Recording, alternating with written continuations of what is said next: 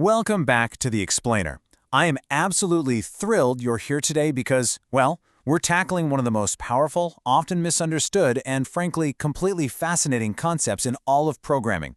Today, we're demystifying C programming, Chapter 6, Pointers. So let's just dive right in and uncover the hidden world of computer memory together, shall we? But before we unlock those memory secrets, let's do a really quick recap of what we covered in our last explainer on Chapter 5. Remember, we learned that when our programs start getting big, we use functions to break our code down into manageable, reusable chunks. We also explored recursion, right? That's when a function elegantly calls itself. The factorial dry run we looked at perfectly showed how calculating the factorial of 5 recursively breaks down into smaller and smaller subproblems, like 5 times the factorial of 4, all the way down to a base case. It's just a fantastic way to handle repetitive logic. But that actually brings us to a pretty major limitation that we really need to overcome today. You see, by default, when you pass a variable into a C function, you're really only passing a copy of that variable's value. If the function changes that value inside its own block of code, well, the original variable back in your main program remains completely untouched. So what if a function actually needs to change that original variable? To solve this little puzzle, we've got to look under the hood at your actual physical hardware, specifically your computer's memory, or RAM. Try to think of this memory like a massive, endless street of houses. Every single time you create a variable in C, the computer builds a house for your data to live in. And just like real houses on a real street, every single data location in RAM is assigned a very specific, totally unique numerical street address. And that brings us to the elegant solution to our problem, which is really the entire core of Chapter 6. A pointer is simply a variable that stores the address of another variable. That's literally it. If a standard variable holds data, like the number 8 or the letter A pointer just holds a memory address. You can kind of think of a pointer as C's ultimate address book. Now, to actually navigate this address book, C gives us two magic operators. First up is the ampersand symbol, which we call the address of operator. If you stick an ampersand in front of a variable, it tells the computer, hey, don't give me the data inside the house, give me the actual street address of the house. The second tool is the asterisk symbol, which is the value at address operator. When you use an asterisk with a pointer, you're basically telling the computer, go to the address stored here, open the front door, and give me the actual value sitting inside. Let's trace this relationship really carefully to make sure it clicks. Imagine we have a normal integer variable named I. Inside its box, it holds the value 72. But right below the box is its physical location in the computer's memory, address 87994. Okay, now let's look at the other piece of the puzzle. We have a pointer variable named j. Instead of holding a normal number, j holds the value 87994. It is literally storing the exact street address of I. Okay, let's look at the exact C syntax to make this happen in your code. It really just takes 2 micro steps. Step 1, we declare the pointer by typing int star j.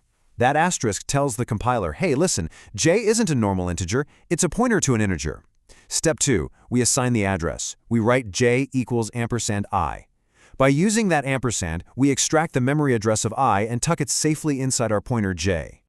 Now, it's also absolutely crucial to note that just like regular variables, pointers have specific data types. If you want to store the address of an integer, you're going to need an integer pointer, written as int star. If you want to track a character, you use a character pointer, char star. And for decimals, well, a float pointer, float star. The key takeaway here is that the pointer type must always match the data type it's pointing to. So let's move along and see how this builds in a real C program. We'll start our code block by declaring a normal integer, int I equals 8. On the very next line, we declare our pointer, int star j. And then on the third line, we link them together, j equals ampersand I. At this point, our pointer j officially knows exactly where the number 8 lives in the computer's RAM. All right, let's actually prove it by printing the addresses out to the screen. To print a memory address in C, we use a special format specifier, which is %p. In our first print statement, we ask for ampersand I, the address of I. In the second print statement, we're just printing the value of j.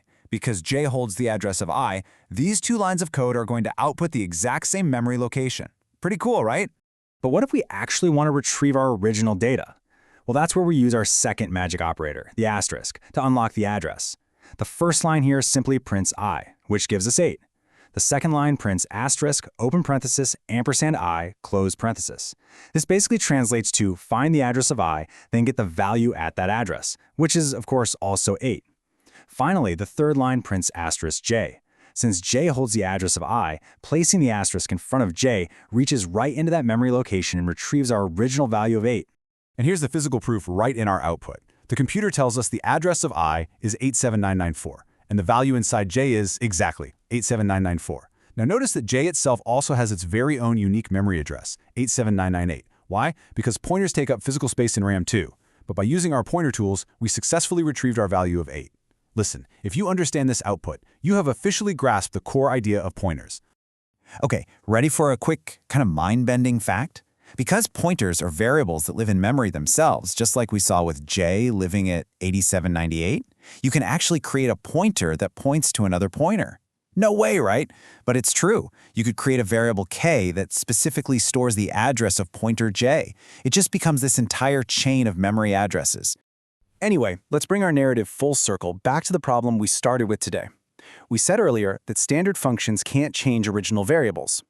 This default behavior in C is officially known as call by value. When you pass variables to a function, C simply copies their values into new placeholders. The original variables back in your main program are completely isolated and safe from being changed. So, the absolutely crucial point here is, how do we break that isolation? Well, we use call by reference. Instead of passing a copy of the value to the function, we pass the address of the variable using our ampersand operator. Because we give the function the actual street address of our data, the function can use the asterisk operator to reach back into the computer's memory and directly modify the original variable. And this brilliantly illustrates the difference. Think of it this way. With call by value, it's like you're handing a function a photocopy of a document. They can draw all over that photocopy, but your original stays totally pristine. With call by reference, you are handing the function a map directly to your original document, giving them the power to edit it directly. Call by reference, which is entirely enabled by pointers, gives your functions just immense power. Let's lock in what we've learned today with a really quick summary. Pointers are simply variables that store memory addresses. We use the ampersand operator to find the address of a variable, and the asterisk operator to read or unlock the value at a specific address. And finally, by passing these addresses into functions, a technique called call by reference, we empower our functions to modify our original variables. You know, you've just unlocked one of the lowest levels of computer programming, directly managing actual hardware memory. But honestly, this is just the beginning. Now that you know how a pointer can point to a single variable, what happens when a pointer meets a massive connected list of data? Well, that's exactly what we're going to explore in our next explainer when we tackle Chapter 7, Arrays. You really won't want to miss how pointers make arrays incredibly powerful. Thank you so much for learning with me today, and I'll catch you in the next explainer.